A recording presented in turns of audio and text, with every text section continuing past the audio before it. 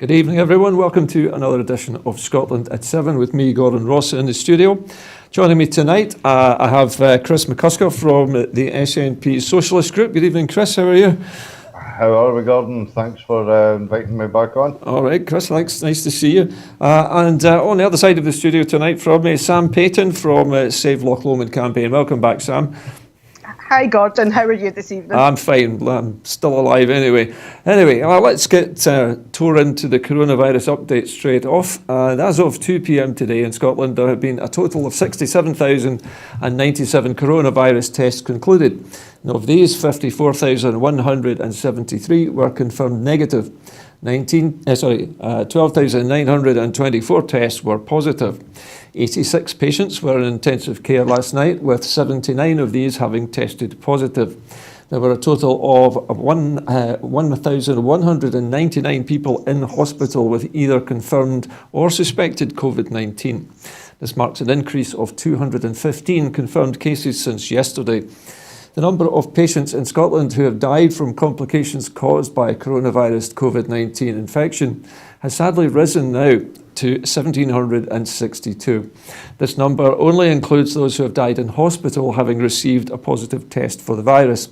The latest UK daily figures available show that 30,615 patients who tested positive for COVID-19 have sadly died from their illness, an increase of 539. This number does now refer to deaths in all settings and not just hospitals. Now, the First Minister's briefing today, COVID-19 daily briefing, the First Minister was repeatedly asked if she would follow Boris Johnson's plans to ease the lockdown in England or whether she would keep the lockdown in Scotland in place. The First Minister reiterated that she would listen to her scientific advisers and take the decision that was best for Scotland. Responding to a question by Broadcasting Scotland's Kenny McBride, the First Minister and the Cabinet Secretary for Health and Social Care set out what they had done to increase the coronavirus testing capacity in Scotland, and that they are continuing to explore all options, including the spare capacity available in Scotland's veterinary labs. I think we can now see a little video of that from this morning. Okay, thank you. And the last question today comes from Kenny McBride from Broadcasting Scotland. Thank you, First Minister. Countries like the Faroes were able to quite rapidly scale up their testing capacity by adapting veterinary labs. I wonder if that's something that's been considered in Scotland, and if it has, could you just say a bit about that and when that might be a possibility? We have also rapidly scaled up our testing capacity. I gave the figures on that last Friday. I remind you, we went from at the start of this outbreak to having an ability to process 250 tests a day to the situation now where it's over 8,000 a day, soon to be 10,000 a day, soon to be 12,000 a day, and rising beyond that. So we have been able to put more equipment into NHS labs. We had 2 of these labs at the start of this outbreak. There's now 1 in every health board area. We have the Glasgow University capacity, and we are continuing to explore academic and commercial partnerships as we go forward. But I'll ask the Health Secretary to say a word more about the work that is underway. And that exploration includes our veterinary labs as well as other agencies of government, for example, Marine Scotland and so on. What we have to be sure of as we continue that expansion, as we have made sure, as we've brought very helpfully, we are grateful to them, Edinburgh University, Aberdeen University, and coming soon Dundee University into this effort, and they will scale up their efforts in that area as well. We need to be sure that they have the equipment that is needed. That's not just the machine, it's also the chemicals that go with that machine and so on. And so again, my colleague, Mr. McKee, who has assisted significantly in terms of the supply chain for PPE, is now engaged in looking at the supply chain, not just right now to help us continue that escalation of capacity, but looking right the way through, because test, trace, isolate, and support will be a significant part of our overall strategy for some time, making sure that the supply chain is as robust and long-term as we can possibly manage it. So as we increase the capacity and more organisations, both public and private, join with us to do that, then we will make sure. And the First Minister has also announced that she will be extending the lockdown for a further 3 weeks. Now, first of all, if I could talk to you, Chris, about the figures coming out of the government today.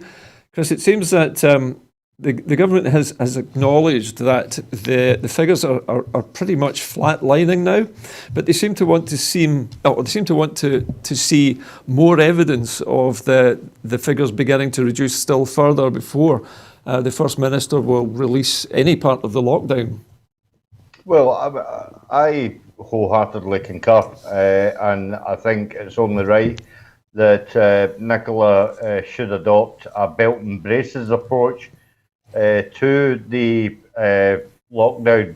We've already heard that Boris is not going to consider scientific information, and quite clearly he is also not willing to discuss it in front of Parliament. When have we heard that story before? And is going straight to a nationwide message to say that he is going to relax the lockdown in less than 24 hours. So I would augment what the First Minister says and err on the side of caution and keep doing what we're doing for the next 3 weeks at least. Okay, Chris, thank you for that. Sam, if I could come to you next. It's been said in other places in the media, especially in social media today, that various universities are putting forward or talking about the idea of how the lockdown could be eased. But one of the features of that was the fact that the majority of the deaths seem to be occurring in care homes, and therefore there still needs to be a large element of protection. How do you see the lockdown happening? Have you got a view on that yourself? Basically, I think the Scottish Government's taken the right approach at the moment, because our number is not low enough to release. Can you tell us what the R number? Can you explain what the R number is, Sam, for the viewers? Sorry, the R number, that's the reproduction rate of the virus. So when it's sitting, it needs to be well below 1. In Scotland, I believe it's 0.6 or 7. So is this the number of people that each infected person would infect? So basically what that means is when you come into contact with someone, so if, for instance, it is the R number is 1, every time I was to come into contact with one other person, I would infect that person, and so forth. So when it's sitting at 0.6 or 0.7, you're going to, it's a kind of, you'll be affected less than 1. So it could be not quite every second person. I understand, Sam, that the figures, at least in England and Wales, the figure had dropped to 0.6 at one point, but then it bounced back up to 0.75. So obviously it's not stabilised in England and Wales. The R number is basically between 0.6 and 0.9. Yeah. So depending whereabouts you are in the UK, the reproduction number is at different rates. Of course. So Nicola Sturgeon and the Scottish Government got to basically, they've got to concentrate on Scotland, as Boris Johnson speaks on behalf of England, the Welsh Government speaks on behalf of Wales, and the Northern Ireland Assembly speaks on behalf of Northern Ireland Assembly, and they all need to make these judgments based on the facts for their where they are responsible for. Yes, it would be good if the whole of the UK could work in conjunction, but that's, in reality, that may not happen, because every part of the 4 nations, they're all at different levels of this virus. Yeah. So it's not going to work. So it makes sense that, all the 4 nations are at different levels of this virus. So yeah, Nicola Sturgeon and the Scottish Government and the advisors have got to take advice based on what they are given for Scotland. In terms of the care homes, that is, as we know, this virus it multiplies in institutional settings. So obviously they need to look into that. And the Scottish Government are repeatedly saying that they are constantly looking into this and they are constantly looking for ways around this. And again, a lot of this will be down to the care homes working alongside the individual health boards as well. I was going to say, it's going to Sam, be a long, hard job, yeah. Sam, I was going to say, of course, the care homes themselves, 75% of them are businesses. The other 25% in Scotland are run by local authorities. I would imagine that up until the virus struck, that most of the commercial care homes would have to occupy as many rooms as possible in those homes. Yes. And therefore, there are going to be far more people far closer together than they would be in normal circumstances outside. The thing is, they are businesses, but I know my grandmother was in a private care home and it was wonderfully run, absolutely wonderfully run, and the place was immaculate. Everybody had their individual room. So I think we can't really kind of comment. I don't feel comfortable in commenting the difference between Fair enough, that's fine. Businesses and authority-run care homes. At the end of the day, we just need to hope that the support's there for them right across the board, so they can get the help, the advice. It's the shielding, isn't it? Trying to maintain it. Yes, and get all that in place. And hopefully, because we need to kind of stop the kind of peak in the care homes, and that needs to take precedence at the moment. Okay, Chris, it's been mentioned already that one of the potential easings of the lockdown, which might have happened or might still yet happen, was the idea of increasing the number of hours that we could have, for exercise, maybe doubling it, something like that. Is that something that you would go for, Chris? Do you think a little bit more time outside? Well, Mary Black has already tweeted, as has Ross Greer, the fact that people need to be, exposed to more sort of like daylight activity, and that's obviously for the mental health. But it is not.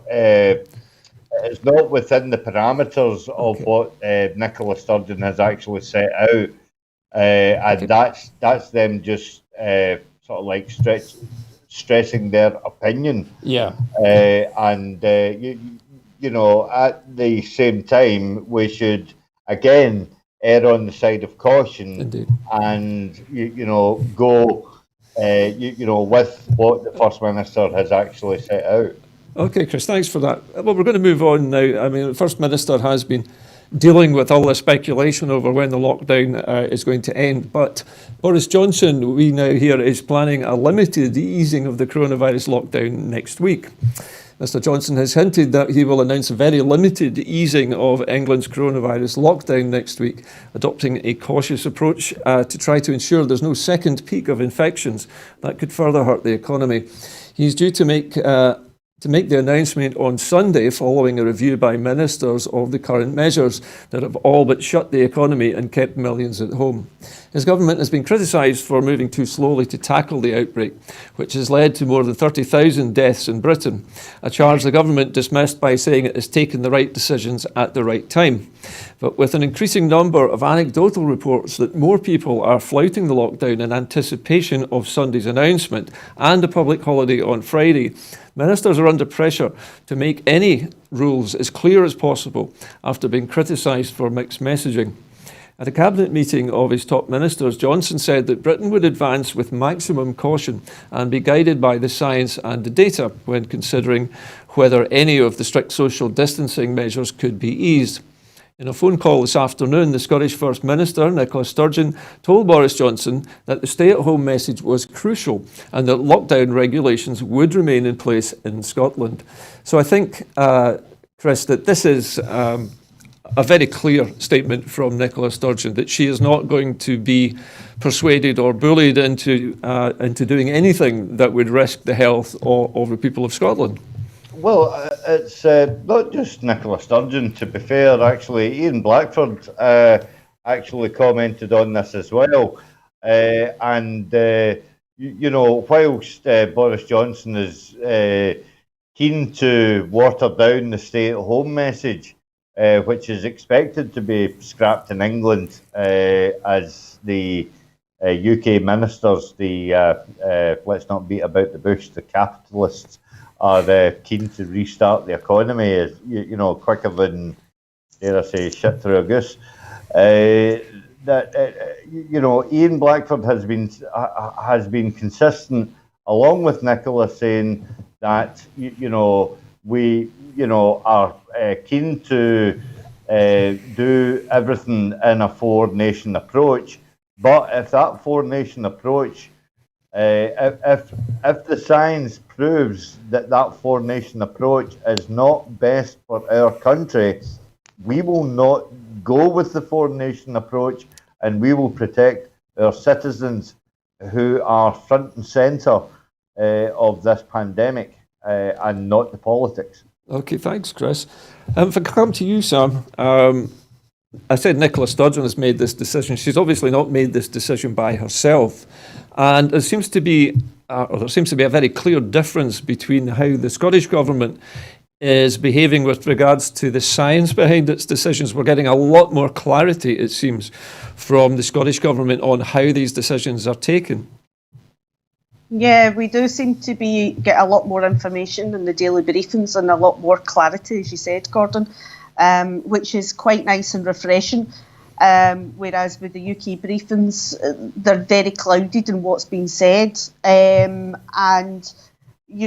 with the UK briefings in terms when they talk about the science, because of the way they've been conducted, people kind of have doubts regarding when they use from the science. This seems to be the kind of get out clause with them, which is confusing people, because then what's happening is people are not taking this as serious as maybe they should. But in terms of the kind of differences here in Scotland, there is a lot more clarity, there's a lot more information. Nicola Sturgeon, when she's standing at the podium, very much, if she doesn't know the answer, she will say very clearly she doesn't know the answer, and she will go and find out, rather than stand there and try to pretend she does know the answer, which makes a big difference. But what what confuses me, and it's got nothing to do with the politics of this, it's more to people's understanding that people are talking about the lockdown easing on Sunday by Boris Johnson, but they don't seem to realise that only affects England, it doesn't affect Scotland. We've had our decision was made today. We're staying in lockdown, and I don't understand how people cannot tell the difference. The fact that Boris Johnson makes the decision for of England. Course, do you think, Sam? And that, I just find that very strange, because at the end of the day, we're all used to the fact that Scottish law is different from English law. We live like that daily, so we are aware there's certain things that even though we share the same island, that there's you've got Scottish law and English law. So I find it quite hard to believe that people find this confusing. It's been announced today that we are staying in lockdown until the scientific evidence shows otherwise. Okay, thanks for that, Sam. I'm just. I just wanted to remind viewers that, for clarity, after what we've just been discussing, that the First Minister has said quite clearly that the lockdown in Scotland is going to remain for the next 3 weeks. So all the other information they're hearing about the lockdown being lifted refers to England and Wales only, and hasn't happened yet anyway, and there won't be a decision made until Sunday this weekend. Now, I'd like to move on to our next story, if I may, and that is that the Bank of England says that the coronavirus will create the UK's worst slump for 300 years. The Bank of England said that Britain could be headed for the biggest economic slump in over 300 years due to the coronavirus lockdown, and today kept the door open for more stimulus next month. In what it called an illustrative scenario rather than the standard forecast, the Bank of England said that Britain's economy might be on course to shrink by 25% in the 3 months to June, and unemployment could more than double to 9% of the workforce. In 2020 as a whole, output risks shrinking by 14%, the biggest plunge since the Great Frost in 1709. Despite the huge stimulus supplied already by the Bank of England's rock-bottom interest rates and mammoth bond buying programme, as well as the government's £100 billion emergency budget measures. The central bank's scenario did, however, include a sharp economic bounce back in 2021, with a growth of 15% if lockdown restrictions are loosened over the coming months. Responding to the Bank of England report, Roger Mullin, a former SNP Treasury spokesperson at Westminster, said the claim that we are going to have a bounce back so quickly from a very deep recession is ridiculous. It assumes a dramatic V-shaped recession. The bank has clearly used some kind of linear model that has failed to take into account behavioural responses to zero profits and worsening balance sheets. We have plenty of evidence that these kinds of shocks play out over years and not quarters. Mr.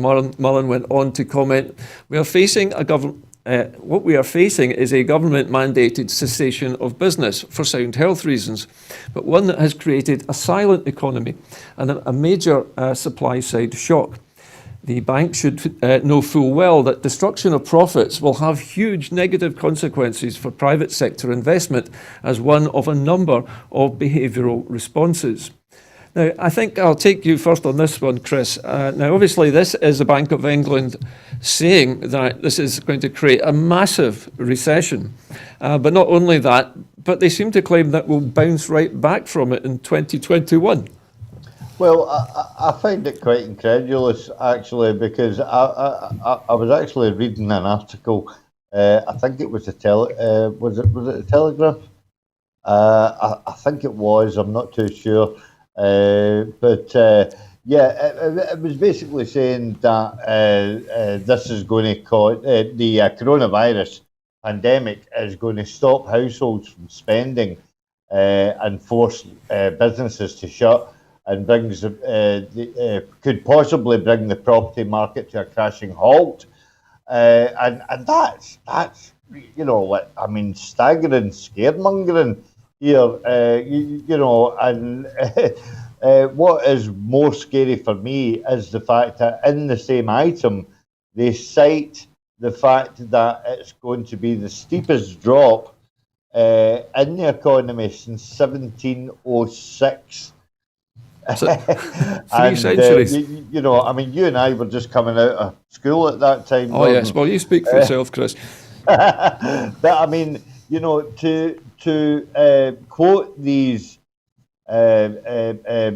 drop-down figures of 25% in the first 3 months of June, and then relatively rapidly dropping again in the summer and well into the autumn, actually is scaremongering on a grand scale. Yeah. And this is what the right-wing capitalist newspapers will, they will cite these figures in order to curry favour with people to get on the side of the Prime Minister to restart the economy. Okay. And that is absolutely something that is quite worrying.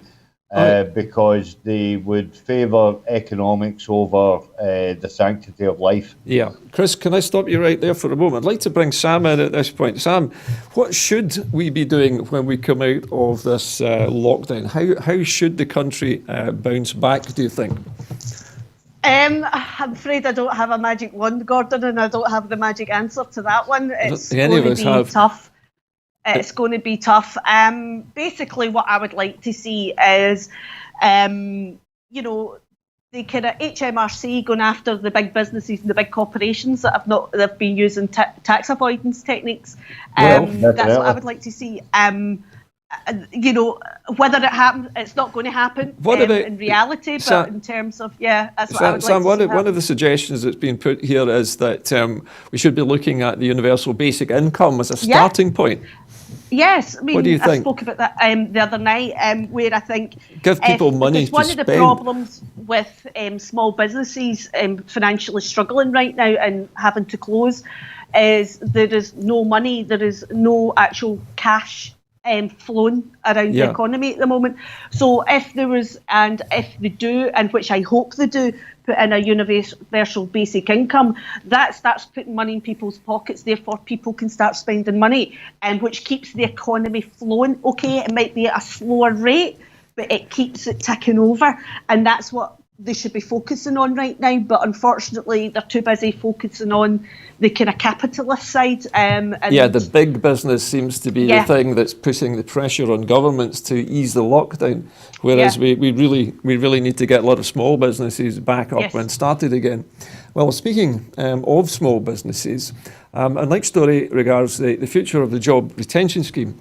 Now, the Economy Secretary Fiona Hislop and Finance Secretary Kate Forbes have written to the UK Government calling for assurances that Scottish companies and workers will not be disadvantaged when decisions are made about scaling back the UK-wide job retention scheme. The letter to Chancellor Rishi Sunak urges the adoption of a measured approach and stresses the importance of taking Scotland's specific economic and public health circumstances into account when decisions are made about the future of the scheme are made. Now, if I can talk to you, Chris, just for a moment about this. I understand, because I've heard already today that there is talk of them scaling back or even just simply stopping the retention scheme in the coming months. In fact, I think it was only slated to run for 3 months anyway, wasn't it? Yeah, and what they want to do is they're wanting to roll it back to 60%, the current level of the retention scheme, which was, I have to say, laudably welcomed by I have to laudably welcome the actions of Rishi Sunak when he brought this in. But you know, in hindsight, we could always say, you know, that 80% wasn't going to last forever because the Tories don't want to lose any more money. And we really shouldn't be surprised about the fact that they are thinking about reducing it back down to 60%, which would lower the 2,500 cap on monthly payments. But the other option is that some employer groups would be able to allow the furloughed staff to work, but with a smaller subsidy. It's sort of like it's got echoes of the YOP scheme, if you can remember that, Gordon. Yeah, I do. I remember it well, Chris. So you know, and this is this is indicative of the Tory government. They will do anything and everything in order to try and get the economy moving. You know, whilst at the same time protection for the corporate big businesses within the UK. And can I just actually make the point that Roger Mullen made last night is the fact that this is one of the areas where Scotland will lose out, because Scotland doesn't have a plethora of big business. Yeah, Scotland doesn't have the massive employers. An awful lot of SMEs.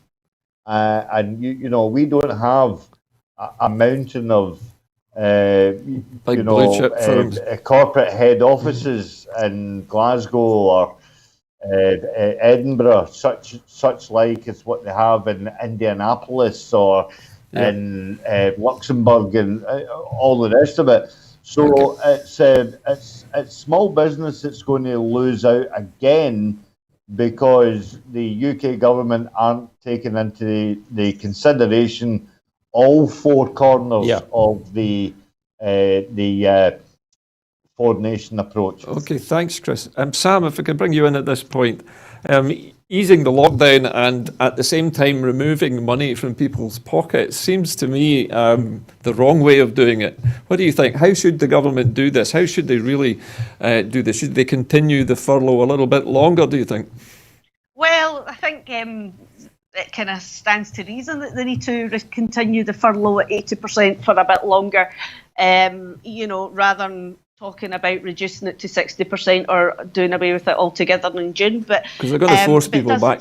They maybe force people back to work before it's safe. They are. That's the thing. That's what I was just going to come on to there. They're going to force people back to work before it gets safe, which is then going to put people in that kind of danger zone, of catching the virus or taking the virus home to more vulnerable members of family. So they're kind of playing with fire. They really are playing with fire at the moment. But all they seem to be thinking about and forging ahead is, capitalism. Indeed, that kind of blinded Sam, approach. thanks for that. We're going to move on quickly to our next story now. The Commons Committee report on the contact tracing app call for legislation and oversight to protect human rights.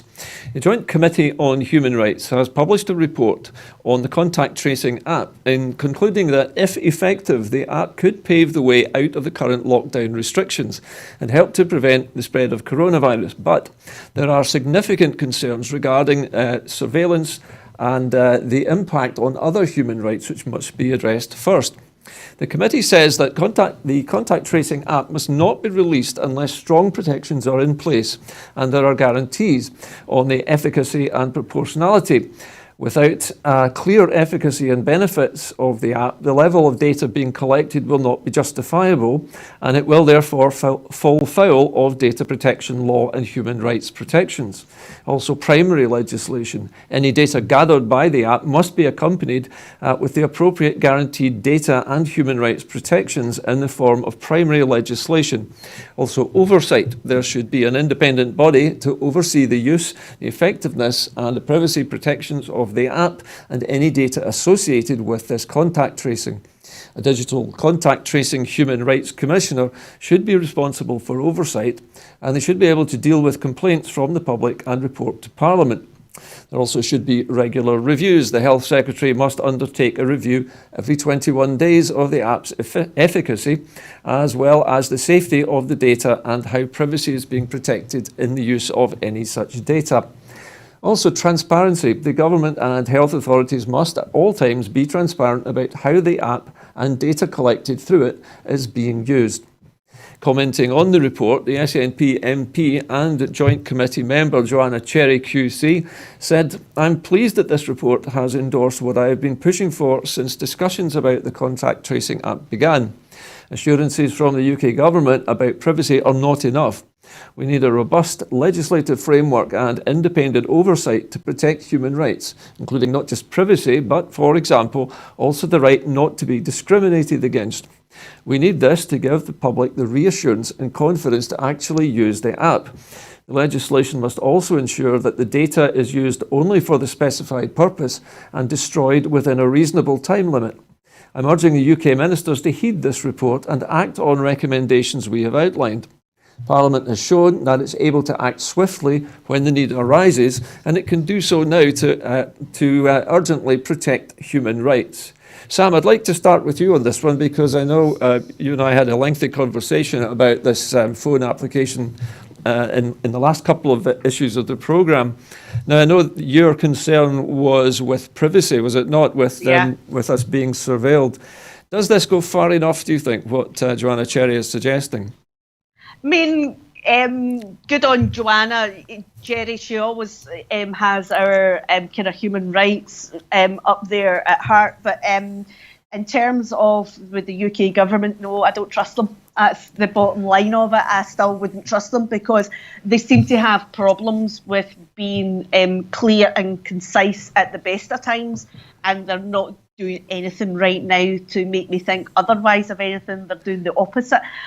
So I wouldn't trust them. And that's basically all. I won't be using the app at all because Well, of course, it is voluntary, isn't it, Sam? We don't have to use this app. Yeah, exactly. It's voluntary, so I certainly won't be downloading it because I just wouldn't trust it at all. Okay, Chris, if I could come to you now. I understand that this application is being trialled in the Isle of Wight, actually, as we're speaking now. And the last time I looked, something like 40,000 people had downloaded this application in the Isle of Wight trial area. Do you think this is proving more popular south of the border than north? Well, if you were tuning into last night's show, Gordon, I raised a question on Twitter that it would be interesting to see the non-uptake of a centralised app in Scotland. Could that possibly be one way that we could measure the amount of distrust that the Scottish people have for the Westminster establishment? That's, quite a detailed question there. But what we have here is we've got two systems, basically. We've got a centralised system for contract tracing, which we know, or it has been alluded to, that has involvement with Cambridge Analytica, Mr. Cummings, and all these shadows in the corner. Can I stop you for a moment, Chris? As opposed to a decentralised system, such as the DPCT system. Chris, I'll stop you there for a moment. It's been pointed out to me today, actually, that Cambridge Analytica no longer exists. It's no longer exists in the form it was in before. No, but I was using their name as companies in the same ilk as. It may be companies or people like them. Cambridge Analytica is no longer a trading company. There are companies out there doing the exact same work as Cambridge Analytica. Well, we do know, of course. That's neither here nor there. What I was wanting to point out was that there is a decentralised system which is reported to use what is called as a decentralised privacy preserving proximity and tracing. Yes, this is the European system you're talking about, Chris. In yes, accordance with the law, proportionate as necessary. Yeah. And this is according to a leading lawyer and solicitor of the Data Rights Agency at the AWO, a certain Ravi Nika. Chris, I think the system that you're describing is the one that's being developed in Europe, isn't it? And the British government decided sort of unilaterally that they didn't want to do it that way. They wanted to have a centralised database for their system. Yes, and the reason for that is because the British government have pulled back from recognising the Human Rights Act, and this would encompass the plans for immunity certificates, and that would engage a number of fundamental rights under the Human Rights Act, which would incorporate the current EU and UK legislation concerning the rights of privacy and privacy. So it is no wonder that the UK government don't want to partake in that, because it represents everything that they don't want to have anything associated to it. Thank you very much for that, Chris. Okay, we're going to move to our next story, which actually is slightly related to this, because there appears to be no sign that the UK government wants EU trade talks to succeed. There is no real sign that the UK government is approaching trade talks with the European Union with a plan to succeed, and it appears set to blame any post-Brexit fallout on the economic shock from COVID-19. The EU's trade chief said today, "Despite the urgency and the enormity of negotiating challenge, I'm afraid we are making very slow progress in the Brexit negotiations. There is no real sign that our British friends are approaching the negotiations with a plan to succeed. I hope I'm wrong, but I don't think so." European Trade Commissioner Phil Hogan told the Irish national broadcaster RTE. I think the United Kingdom politicians and government have certainly decided that COVID is going to be blamed for all the fallout from Brexit. And my perception is that they don't want to drag the negotiations out into 2021 because if they can't, because they can effectively blame COVID-19 for everything. Now, Sam, I know I would normally go to Chris for a big political story, but I think it's important that we get your opinion on this as well. Can you see a pattern developing here that the British government seems to be dragging its feet, and the European Union is suggesting that they are deliberately doing this so that they can blame the COVID-19 lockdown or shutdown for all of their Brexit mayhem that may happen after the 31st of December? I feel as if I should be sitting here with my crystal ball, Gordon. This is what we've been saying for the last few weeks. It's all coming true, Sam. Exactly this. The fact that the you could be old Mother Shipton. Yeah, I should get the tarot cards and the crystal ball Indeed, out and start, but no, maybe, hey, that's a way, maybe we could make a fortune out of that, but no, that's going out to capitalism, but never mind.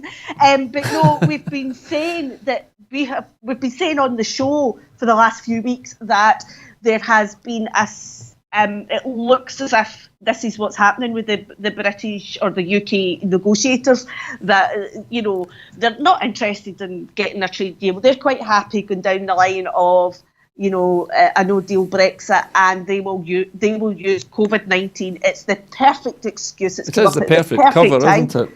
Yeah, it is. And so the fact that the EU negotiators are saying that, I think they must be watching this show, Gordon. I think they must be watching this and listening to us. Listen, I'd like to bring Chris in. Chris, we've got about a minute to talk about this, and so you're going to have to condense it down. Well, look, can I just point something out? That Hogan is actually a former Irish government minister.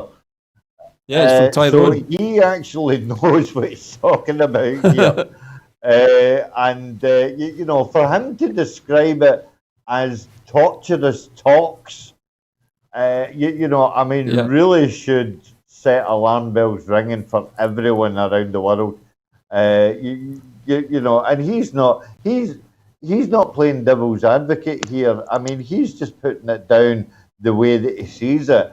I actually want to directly quote him and saying that despite the urgency and enormity of the negotiating challenge, I'm afraid we are only making very slow progress in the Brexit negotiations. Very slow, and that is exactly the speed that the British government want to go at, in order that they can turn around on the 31st of December and say, hey guys, wasn't our fault. We've arrived at a no deal. Sorry, it's not our fault. We tried. We had Brexit negotiations while COVID was going on, but it just didn't get anywhere. So there we go. Listen, thanks, Chris, for keeping it concise tonight. Okay, we're moving on now across the Atlantic, and the next story is about Donald Trump. Donald Trump has again suggested that the US might need to accept the reality of more deaths in order to start reopening the economy, as the governments around the world continue to ease out of lockdown restrictions. After backtracking on earlier indications that he would wind up the White House coronavirus task force, Mr. Trump spelled out a potentially brutal approach to kickstarting the world's biggest economy. We have to be warriors, Trump told Fox News, when asked if Americans should expect additional deaths as the country looks to reopen. We can't keep our country closed down for years. The president added, hopefully that won't be the case, but it could very well be the case. By Thursday morning, the number of deaths, I beg your pardon, I'll read that again. By Thursday morning, the number of cases in the US stood at more than 1.2 million and 73,431 deaths, with infections still on the rise in some states. Worldwide, there were more than 3.75 million cases and 263,821 people have died from the disease, according to the Johns Hopkins University tracker. Okay, Sam, Mr. Trump, he sounds like he is throwing the people of America under the bus to get the economy started. Is this yet another one of these putting profits before people stories, do you think? Yeah, definitely, Gordon. I mean, at the end of the day, Donald Trump's not a leader, he's a businessman. That's how he thinks, and and he is quite harsh and brutal when it comes to that. The man is just, can't say on air what I really think of the man, but I'm not surprised. That's the way the man's built. That's his makeup, and I think it's absolutely despicable. He also, he seemed to say, that he didn't want this to happen, but he thought this was likely to happen. It's one of those Trumpisms where he says one thing and then contradicts it he contradicts in the same himself, sentence. Yeah, and that's to try and make himself look as if he's kind of caring and, and all these softy things. And he's not. He doesn't care. All he's interested in is money. Corporate America. And he runs the country accordingly. He runs it as a business, not a country. He's not a leader. There's no compassion about the man at all. He's just, yeah. Okay, Sam. Chris, now, I know you'll have strong opinions about Mr. Trump and his suggestions today. It's beginning to look as though Mr. Trump is signalling that he's going to do something fairly drastic. This sounds like mood music. What do you think? Yeah, is this a precursor? Definitely is mood music, and Trump is like a weather vane. He's never in the one direction at any one given time. I mean, this is a man that said that the coronavirus was nothing more than, your common or garden flu virus, and yet, yesterday said that the coronavirus pandemic was worse than Pearl Harbor. So, nothing surprises me about what actually comes out of the mouth of this guy, because. And I would like to use something that my dad used to say. He basically opens his mouth and lets his belly rumble, without engaging his brain, first and foremost. And quite rightly, Sam pointed out the fact that first and foremost, he's a businessman. Trump is a businessman, and he's not thinking about next year or maybe even the year after. Or possibly at the end of, what America is going to look like at the end of his presidential Chris, thing. Chris, I need to stop you there, I'm afraid. We're running out of time on that story now. Thank you. Chris, we're going to move to Italy now, and a story that the Italian Coast Guards have impounded 2 charity rescue boats at the port of Palermo, citing technical and operational irregularities, which the owners have denounced as an excuse to block life-saving missions at sea. The seizure of the German-flagged Alan Kurdi and the Spanish-flagged Aita Marie followed an increase in the number of migrants reaching Italy, which has angered and embarrassed the government. Italy used to be the prime route to Europe for hundreds of thousands of asylum seekers and other migrants, but the numbers fell sharply in recent years because of a crackdown in Libya against smugglers. Charities that rescue migrants at sea have accused the Italian authorities of interfering in their operations, increasing the risk to human life. Italy says NGO boats make the problem worse by tempting people to make the perilous voyage. The Alan Kurdi, which picked up 150 migrants off the Libyan coast last month and brought them to Italy, was impounded on Tuesday. The Aita Marie, which had brought 34 people to Sicily, was sequestrated on Wednesday. The Coast Guard said in a statement that work would be needed on both boats before they could return to sea, adding that the respective flag countries would have to intervene because they were responsible for compliance with ship safety. No further details were immediately available. The German group CI, which operates the Alan Kurdi, denounced the seizure as grotesque, saying the boat had just returned from a 5-week refit. Detaining our ship is pure harassment aimed at grinding civil sea rescue efforts to a halt, bit by bit, said the CI spokesman Julian Palki. Italy and nearby Malta have closed their ports to migrant boats, saying that they cannot help them because of the coronavirus. Now, Chris, I want to take this particular story to you first, because I know that you have a particular experience with migrants and refugees. How do you see this? Is Italy simply using a lame excuse? It does seem to be quite a flimsy explanation for why these boats have been seized. Are they just using this as an excuse to keep these boats off the water? Yes and no, Gordon. And I have to declare an interest. Mio Palato Italiani.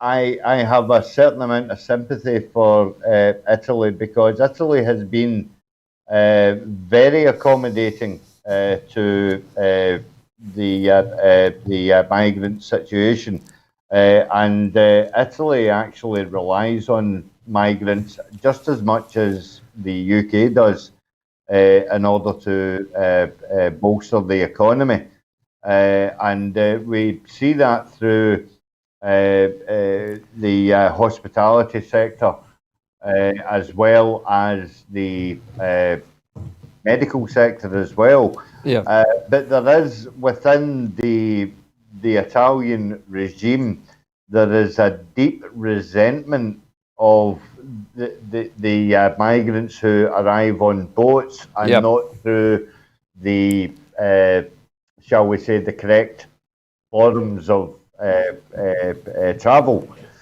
And it creates a two-tier system within Italy, that on one case they recognise and actually integrate with migrants very well if they come through their sort of like hooped. You mean if they apply for asylum or coming through regular channels? If they come in boats, then they get treated like, dare I say, lepers. And I'm very sorry to say that, because I find that the Italians are one of the most laid back, easy, people to get on with. Yeah, unfortunately, Chris, their leadership may not be quite so amenable. Well, no, the leadership is not. I'm talking about the actual Italian citizens themselves. And the Italian citizens do not share the same view as their, as their government, fascist government seem to purport. But Chris, of course, that unfortunately seems to be instilled in the DNA of Italian politicians, but it's certainly not instilled in the DNA of the Italian people. Chris, I'm going to move on now. We're running a little bit low on time. Sam, I know I haven't had a chance to talk to you about this, but migrants being turned away is one thing, but for the boats that rescue them, to be basically held in port for spurious reasons sounds to me to be really just an excuse, a very, very thin excuse for keeping them off the water. The thing is, when people are at the stage where they are making that perilous journey, they are desperate. They are absolutely in desperation. It's not the fact that they're doing it for the good of their health. They are absolutely desperate, and desperation as in they see no other way. They have that. There's no other escape for them. That's it. So I think to turn around and say that these NGO boats, I think in the report I may have misheard, but these are basically charity boats. But they're just rescuing people. They're just rescuing them because these people are probably, a lot of them are in boats that maybe not seaworthy. So I think it's a cop out from the Italian government, taking these boats, and it's people's lives. It's people's lives, and I'm sorry, but I can't justify that. To sacrifice people's lives. United Kingdom has a habit of keeping migrants at bay as well. I mean, we have a similar problem with the English Channel, but the number of people coming over in boats in the English Channel is tiny compared to that trying to cross the Mediterranean. It's absolutely disgusting. People are desperate. People are in desperation, and there's a lot of families in the United Kingdom and all over Europe that have came from Well, the people UK was one of the escaping. first countries Yeah. to withdraw its own ships I know. from helping rescue refugees. And that obviously has started a route, basically, of countries basically pulling out of the Mediterranean, refusing to. And of course, the NGOs are the only people then who can Yes. operate to assist them.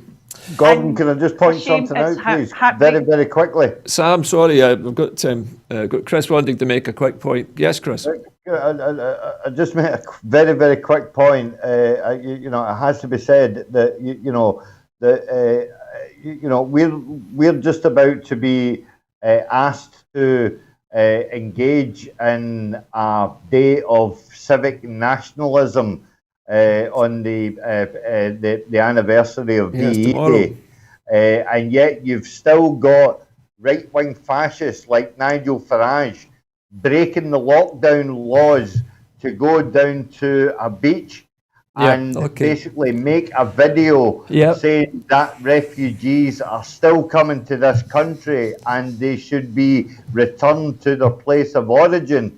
It's absolutely shocking, the fact that we are lauding the end of Chris, thank you for a world that. war where we saw the cessation of fascism. Chris, we're going to move on now, I'm afraid. We are pandering to fascists within Britain. Chris? Yeah, I take your point, but we do need to move on. Unfortunately, we're running a bit low on time. The next story is an interesting one, I think, because Scotland's low emission zones have been paused. Plans to implement low emission zones across Glasgow, Edinburgh, Aberdeen and Dundee have been paused temporarily in response to the COVID-19 outbreak. The decision has been taken by the Low Emission Group Leadership Group, which includes Transport Secretary Michael Matheson, Climate Change Secretary Rosanna Cunningham and representatives from the 4 local authorities, Public Health Scotland and SEPA. It will provide an opportunity to consider the kind of transport systems we want to see return to our cities after the COVID-19 is over. Low emission zones were expected to be implemented across Scotland's 4 cities later this year. Transport Secretary Michael Matheson said, now, we're going to keep this short.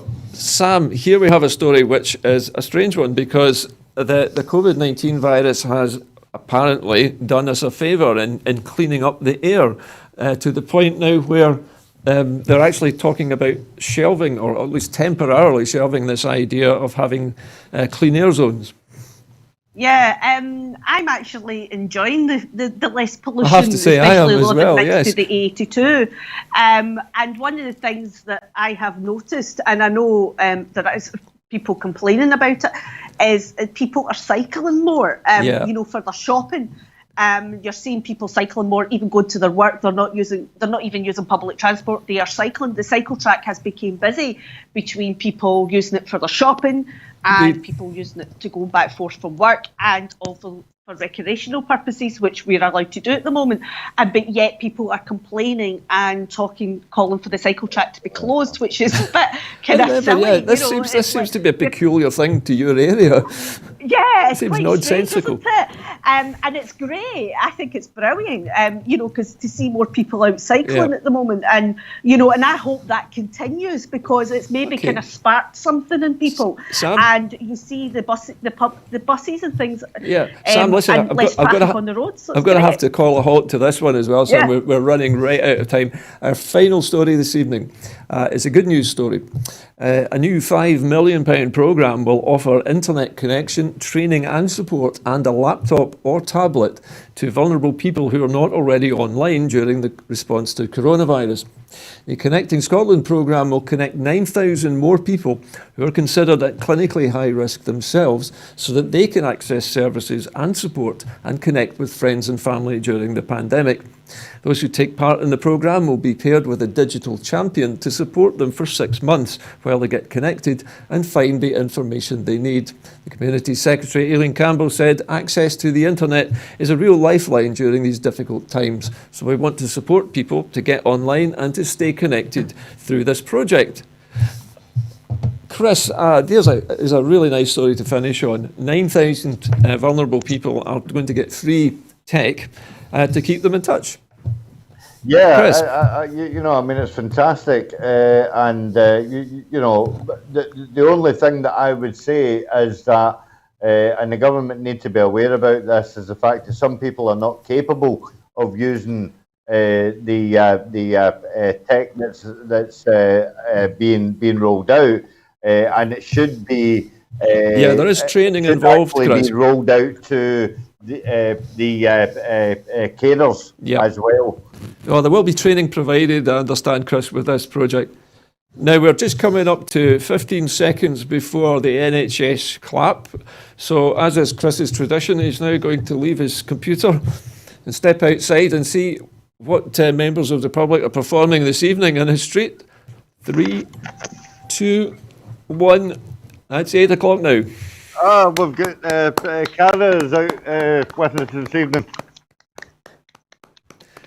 Who have we got this evening, Chris? Anybody out and about? We've got Cara. Have you got your dancer out again, Chris? Yes, she is. Get a little bit closer. Let's see this girl dancing. Well, I can't go any closer or else I'll lose my internet connection. Oh, right, okay. As close as you dare.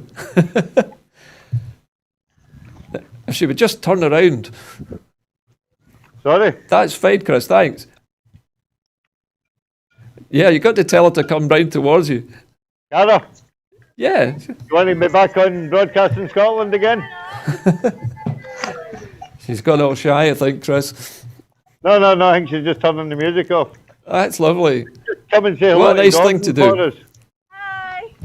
Good Gordon, evening, Cara. this is Cara. Hi, Cara. How long have you been doing the Scottish dancing for? Since I was 4, Oh, excellent. and then competitions. And competitions as Yeah. well when you were 5. Yeah. Oh, I think we might be losing our connection there, Chris. We've got the screen is frozen a little bit here at this end. Chris? I think Chris's Wi-Fi perhaps has reached reached its limits. Either that or he's pulled the extension cord out. Anyway, with my thanks to Chris, hopefully we'll get him back in behind his computer get that? shortly. Oh, here we are, Chris. You need to get a more powerful Wi-Fi router, Chris. Did we get Anyway, that? thank you for that, Chris. Tell Cara thank you from our viewers as well. Anyway, we're just about at the end of the show, and once Chris is seated, I'll have a chance to just go through our usual routine this evening before we finish up.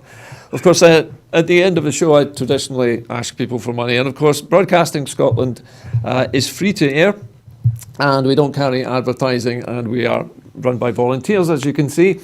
So if you would like to help us make more programmes like this, in fact, more programmes that aren't like this, then you can become a Broadcasting Scotland supporter by following the directions on your screen below me at the moment, going to broadcastingscotland.scot/register.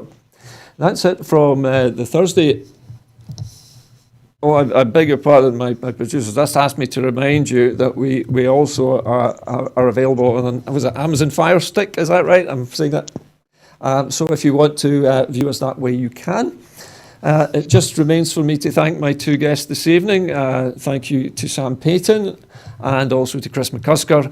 And that's it from all three of us this evening. I'll be back again on Monday. In the meantime, stay safe and have a great weekend. Good night, everyone.